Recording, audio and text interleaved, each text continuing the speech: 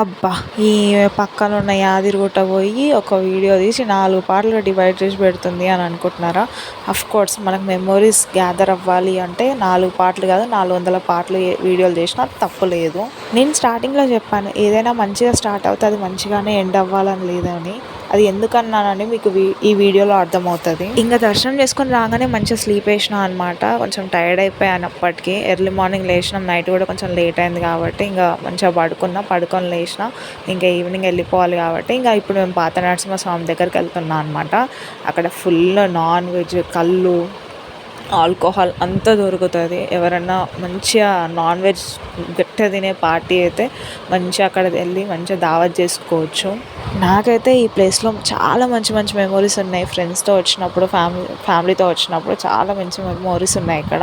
But ఈసారి నేను ఇక్కడ తినలేదు, బయట ఏదైనా హోటల్కి వెళ్ళి తిందాం అనుకున్నా. అదే నేను చేసిన పెద్ద తప్పు.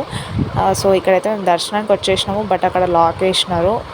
3:30 4 o'clock ఓపెన్ చేసినాను అనుకుంటా. ఇంకా పక్కనే బ్యాంగిల్ స్టోర్ ఉంది కాబట్టి వెళ్ళి షాపింగ్ చేసేసినాం అనమాట. నా చెవుల్లో కమ్మలు చాలా పెద్ద హెవీ అయిపోయినాయి. ఇంకా నా చెవులు మొయ్యలేక సిచ్యువేషన్లో ఉన్నాయి కాబట్టి నేను తీసి పక్కకు పాడేసిన. అందుకే నా మొహం కొంచెం బోడిగా ఉంది, ఏమనుకోకండి. ఇంకా తినడానికి వచ్చినాం. బట్ ఇక్కడ ఒక చాలా పెద్ద డిసప్పాయింట్ జరిగింది. ఫుడ్లో కొంచెం ఏదో ఇన్సెక్ట్ రావడం వల్ల అక్కడ చాలా పెద్ద ఇష్యూ అయింది.